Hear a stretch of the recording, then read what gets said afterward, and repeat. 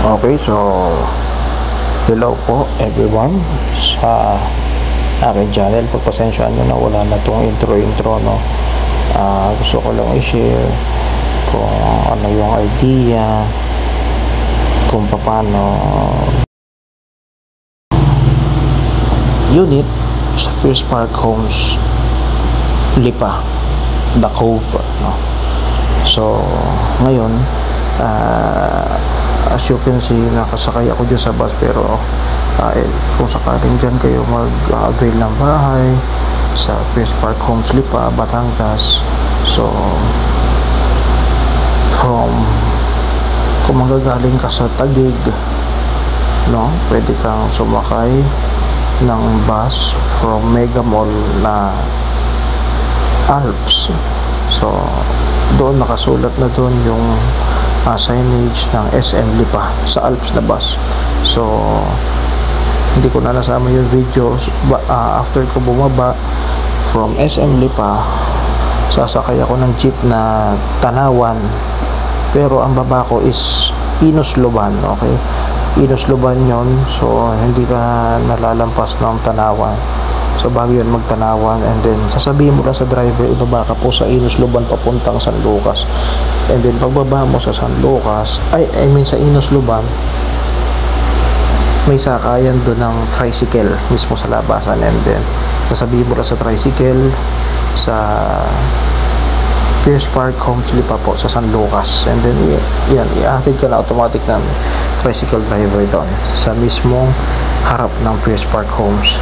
Bali 20 pesos yung pamasahe simula sa labasan ng Inos Luban papuntang Pierce Park Homes. So yan, medyo malayo-layo yung pagpunta sa Pierce Park Homes Lipa kasi medyo looban siya, parang sa Google Maps. From Inos Luban is 10 kilometers, mga ganon. So ayan, nandiyan na tayo sa Pierce Park Homes Lipa. So yun, dito sa may right side, yan, yung may mga sasakyan na yan, dyan yung Village Showroom, at dyan nyo rin makakausap yung admin ng Pierce Park Homes Lipa. At yun, yan yung harapan.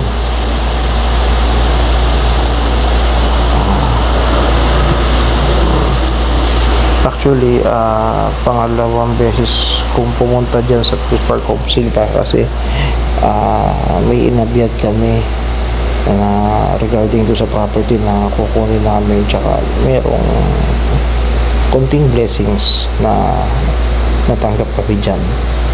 So yun, so yung unit na kukunin nga pala namin is sa bagong magbubukas na phase 4, which is the Pierce Park Homes Lipa, The Cove.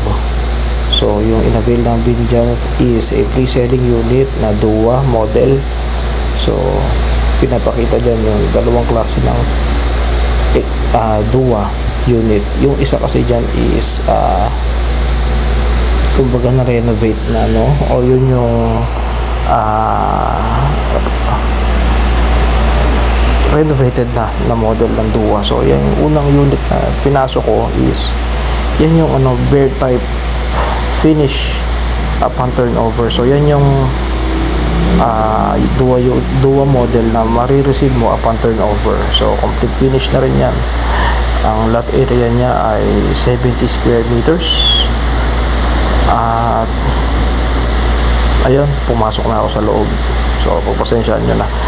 Actually, bidlag ko lang to para lang mang-inspire, hindi naman mag-brag na to brag. Kahit na matagal pa ang 3 years upon turnover, at saka hindi pa namin alam kung ma-approve kami sa bank financing, pero nakalagay naman sa contract is 3 years is the turnover, no? Pwede yung mapatagal o pwede yung mapadali, depende na lang sa contractor.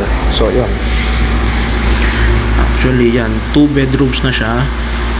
2 bedrooms sa taas, sa baba is yung typical dining area, may kitchen. So yun na, pasensya na kayo, naka fast forward yan kasi may 9 minutes yung na-record na to. Actually 30 minutes to, kaya pinas forward ko na. So ito na yung isang klase ng Dua model.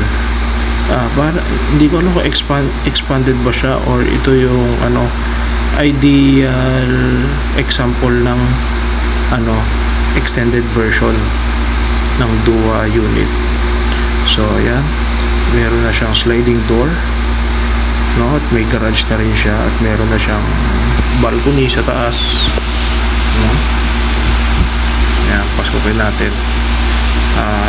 Ito parang nasa, correct me if I'm wrong ha, pero magiging 100 square meters ang lab area nito kasi nag-extend nga tayo.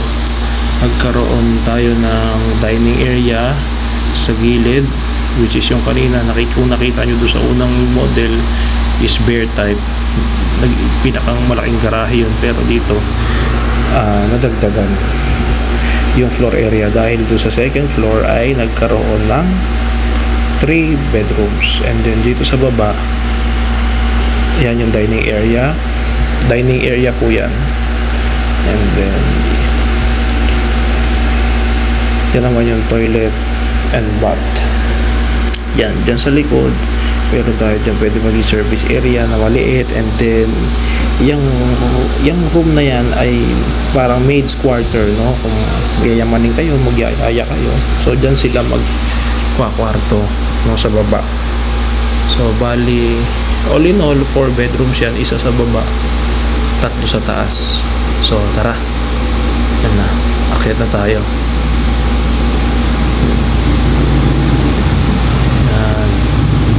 So sa taas naman may CR din.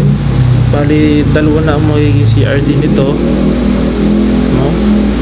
So ayan, yan yung extended version, no? Yan yung first bedroom, no? Tama-tama yan sa kung magkakaroon kayo ng anak. So yan, and then yan yung pinakang sala sa second floor. Pwede maging lobby, pwede sa mga work from home or kahit anong gawin nyo doon, kung anong gusto nyo. Yan yung pangalawang bedroom, nakaharap siya sa likod. Then yung nasa taas ng maid's quarter sa baba. So yan, and then ito naman yung paborito ko, ito yung master's bedroom, no? Actually dito sa master's bedroom yan may isa pang CR dyan, no? And then yan, papasok ko tayo sa master's bedroom. Doon sa master's bedroom nandun yung balcony. Pasensya na kayo, hindi ako makakapasok dyan sa video na to kasi naintindihan ko naman medyo maulan nung pumunta ako dyan, so sinara siguro ng management. Okay na yan, nagpupumili pa akong buksan yan pero hindi ko kaya. So yun, kung makikita nyo yan, yung unit namin na in-avail nandun lang mismo sa likod ng mga model ng Amani. Nandun lang. Okay, so yan. Yan guys, yung loob ng Dua Plus unit, no? Yan yung suggested na renovation style, no?